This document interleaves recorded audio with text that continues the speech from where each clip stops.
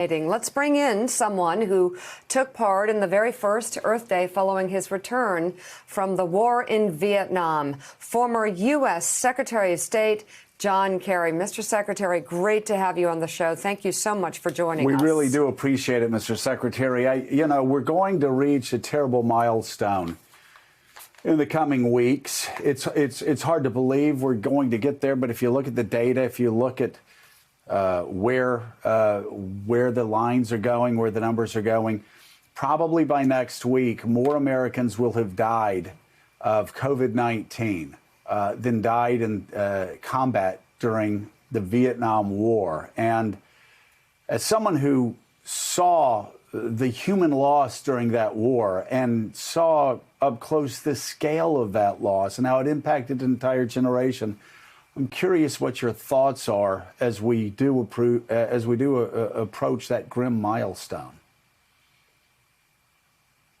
Well, Joe, it's great to be with you and with Mika and with the team, and I'm glad you're all well and safe in these difficult times.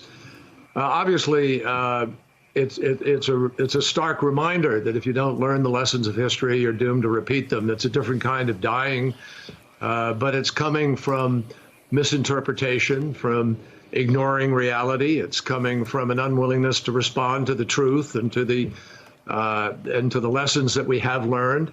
The fact is that coronavirus may be America's moment of truth, in the sense that a lot of us were despairing that we were losing the capacity to decide in our country, in our democracy, what the baseline of truth is. And there has been a different kind of war taking place. It's a war on science. It's a war on scientists. It's a war on facts. It's a willingness to completely distort the truth in favor of an ideology or a personal election pursuit or whatever. And we're losing lives for that, which is not dissimilar to what Richard Nixon, Lyndon Johnson, and others engaged in during that time of deception when America was lied to about the war in Vietnam. There's another similarity to this great cause that we face, really the monumental choice of generations now, which is responding to the climate crisis.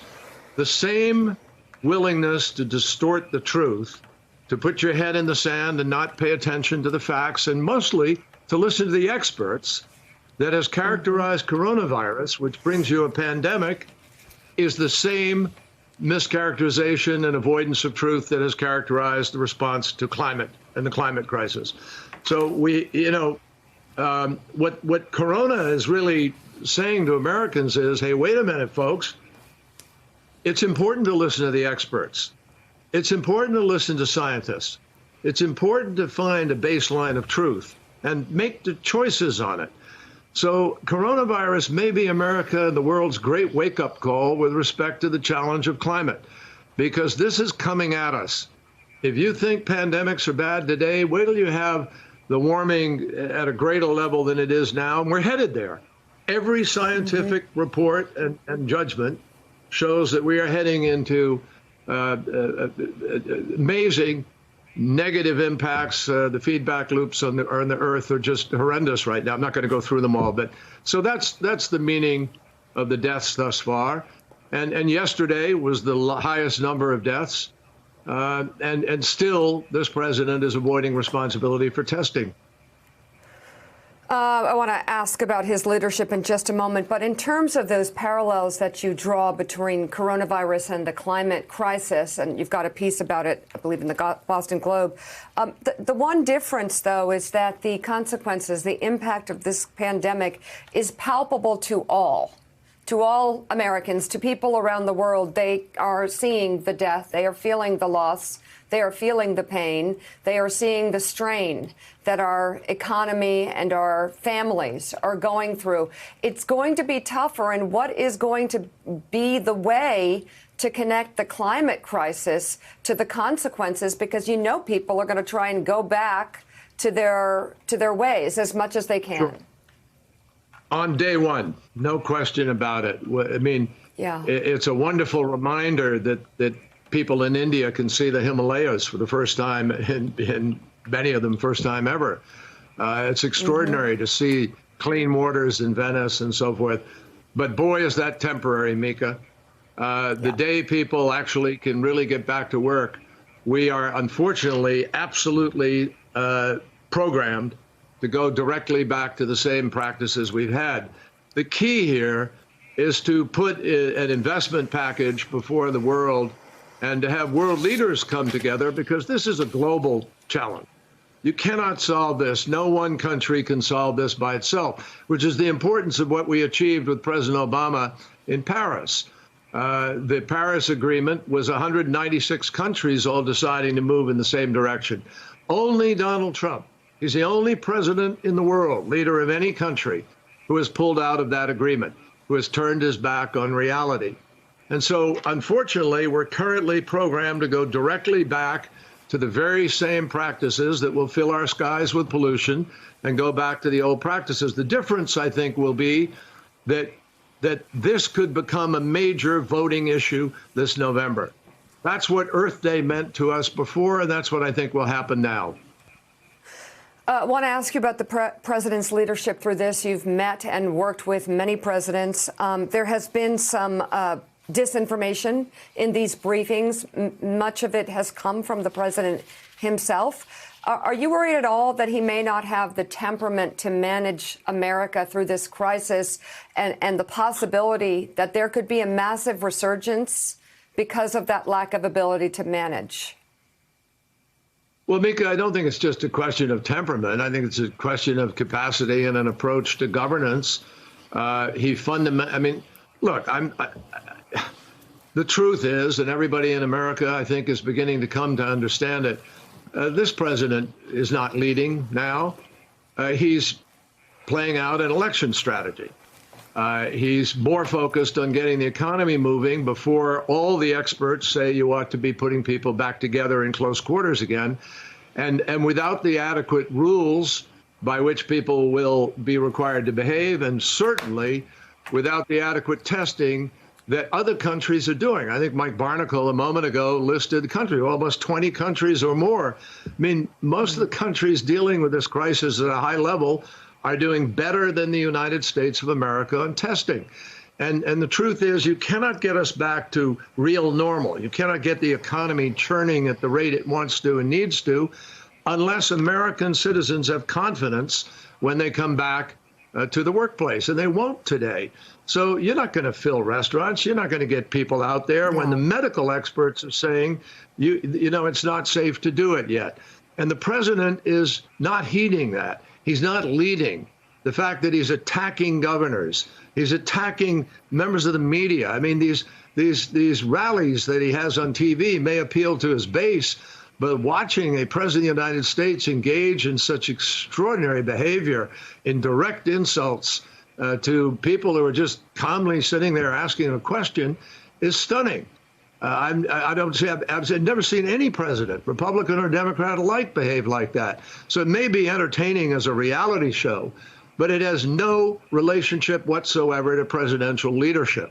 And that's what Americans are judging now to a greater degree, and I am absolutely convinced will judge as we get into November. But you know, even leaders of other countries are looking at America and scratching their heads and incredulous. And President Xi of China, who Trump varies between attacking and then saying he's such a good friend, the President Xi and President Putin and others are well aware that the United States is not competing in the same way as we did in the international leadership scale. And so the leader of the free world is actually absent right now. There is no leader of the free world. And the truth is that President Xi and President Putin are running around the world saying America is a country in decline.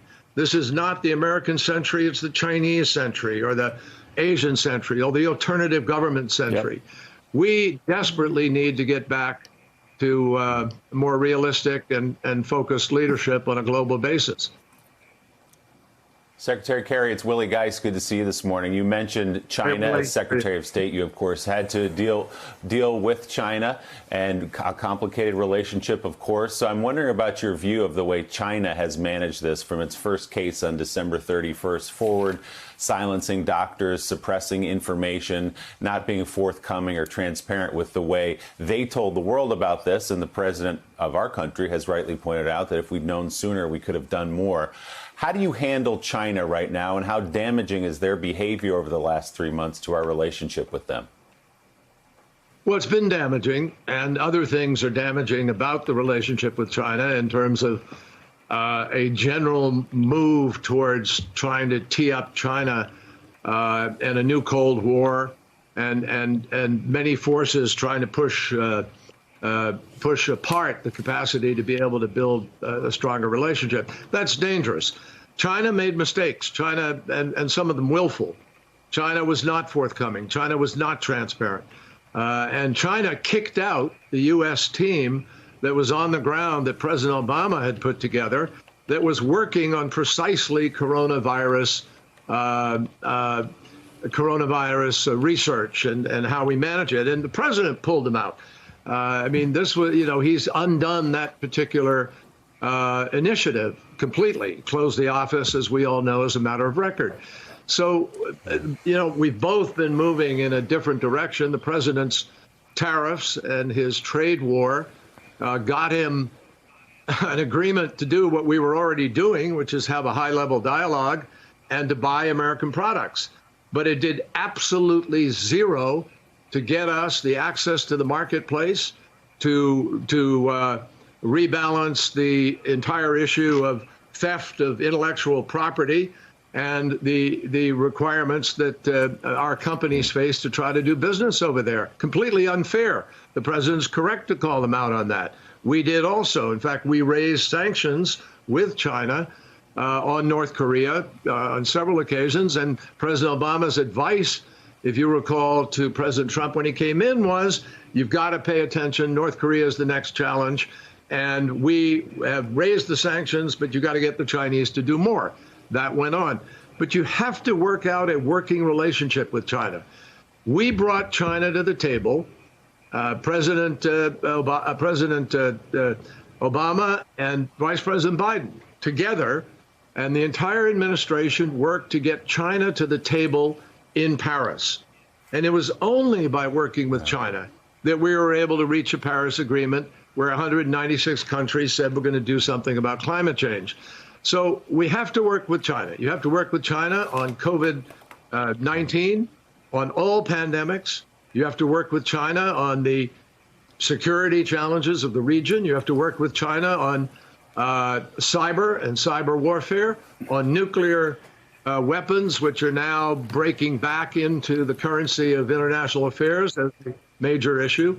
And you also have the challenge of climate change. There is no way, therefore, to deal with the world's challenges and finally terrorism. You can't do that without a strong working relationship with China. And right now, I think the president is all over the place and even heading in the wrong direction. Former Secretary of State John Kerry, boy, do we need your voice. Thank you very much for being on. We hope you come back soon. Thank you. Good to be with you. Thanks. Thanks for checking out MSNBC on YouTube, and make sure you subscribe to stay up to date on the day's biggest stories. And you can click on any of the videos around us to watch more from Morning Joe and MSNBC. Thanks so much for watching.